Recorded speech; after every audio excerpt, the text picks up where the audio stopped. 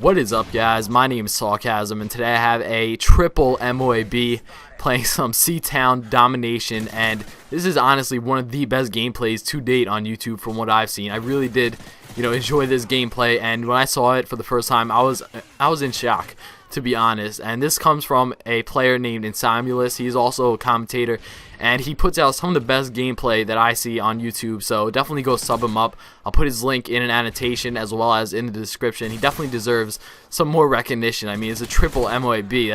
That's just unheard of. That's ridiculous. I know there's a couple out there, so it's not the first, but it definitely is really impressive. And at the end, his third MOAB is like a 1 minute and 30-second MOAB, so overall this gameplay is just ridiculous, and I wanted to share it with my subscribers, so definitely go check this guy out. Once again, his name is m.o.a.b. Beast player, good commentator, definitely sub him up.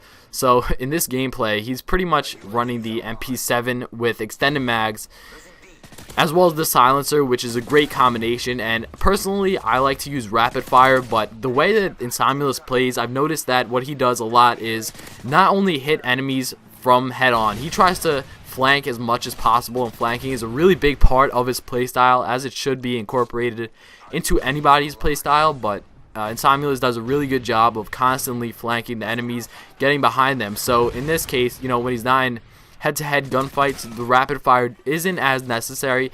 It can be useful, but for him, a player like him who is constantly on the move, is constantly getting behind his opponents and getting them from angles that they don't want to be hit from. So extended mag's definitely a better choice, and there's the first MOAB right there. I think it's actually the slowest of the three, and I did cut out a few of the first kills just to make the gameplay a little bit faster.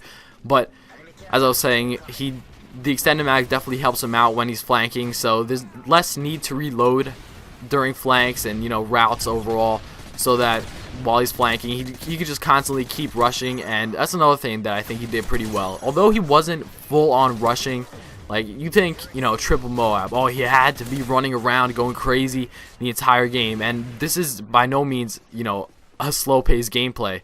This is a very fast-paced, entertaining gameplay in my opinion. But he wasn't necessarily rushing. Basically what he was doing, his positioning in this game was excellent, I had to say, because basically what he would do is, find the enemies, find out where they're spawning, where they're coming from, and their general location, etc., and pretty much just post up and wait for them to come to him. And if you combine that part of his playstyle with the flanking, that's together an extremely effective combination, and I definitely commend him. And I really do, I try to incorporate those into my playstyle as much as possible, because I think if you could master those two things, that's what that can make you a really, really good player. So he does that really, really well this game. As you can see, this is a perfect example of what I'm talking about. So he's not necessarily directly in the enemy spawn, but he is right outside of it, ready to take the enemies out as soon as they come rushing towards him. So it's a very effective strategy to take the enemies off guard.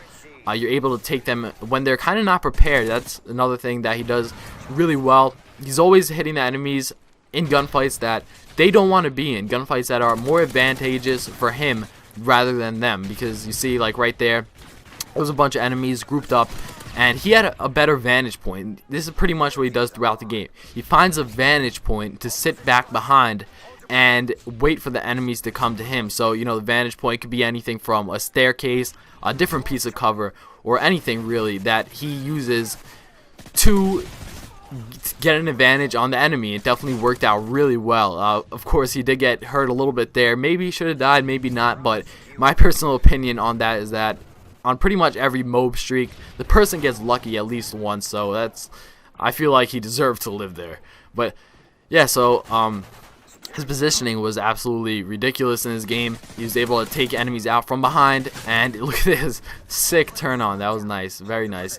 And yeah, definitely go check this guy out. He posts ridiculous gameplay. But the next thing I want to talk about is how he actually moves around the map. I noticed that, instead of maybe moving just through the middle of the map or just running around the outside edges of the map, that's the general saying that people like to say, just stay along the outside edges of the map. But I feel like he uses cover extremely effectively. I see that he's constantly, hugging the walls so that to make certain angles completely available to the enemies. And what I mean by this is, like, sometimes if he knows there's an enemy around the corner, he'll hug the wall so that the enemy won't be able to see him until he's already fully around the corner and able to fire back at them. And this is kind of like the reverse of putting the enemies in, you know, uncomfortable situations, uncomfortable gunfights. He's pretty much doing the opposite. He's preventing the enemies from putting him in situations that he doesn't want to be in. And there's his second MOAB. It was a pretty good one, but this is where the gameplay gets really exciting.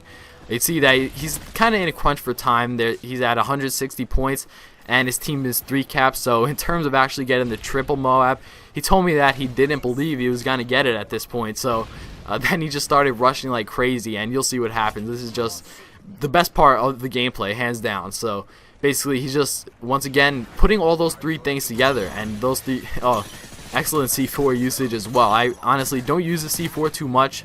I maybe should use it a little bit more after seeing this gameplay, because he did use it pretty effectively. But in terms of, you know, specialist MOAB streaks, I feel like the Semtex is a little bit more versatile, but, you know, the C4 definitely has a little bit more power, so it can get those multi-kills, those double, triple kills when it can help. So I don't know, I might be trying out C4 a little bit in the future after watching this game. But yeah, so this is where he starts to go to town. Luckily, he does have a ballistic vest, which pretty much makes him not invincible, but definitely gives him a big advantage that helped him over in this situation. As you can see, he's getting like ridiculously bombarded, and he's able to take them out easy. And he definitely remained cool in this situation. Like, I know that a lot of people, if they're put in a situation where they go up against multiple enemies at once, yeah, they go up against multiple enemies at lunch. When they go up against multiple enemies, they kind of like spaz out. They freak out. They're like, oh, what am I gonna do? Oh, I died. I freaked out. Just stay calm. There's this triple MOAB. Obviously, he stayed calm. Look, if this was me, I would be like putting my sensitivity on 10 right now and doing 360 hip fires on the wall, and I would just be going crazy like a triple MOAB. This gameplay was absolutely insane. I really enjoyed it. Once again, big thanks to Insomulus for letting me post this. Definitely go check him out. Fortunately, only one of the MOABs go off, but he does get 77 kills regardless, which is a pretty good score. Definitely go check this guy out. This guy is a beast. Sub to his channel. Once again, link in the description and the annotation. Thanks for watching. Bow!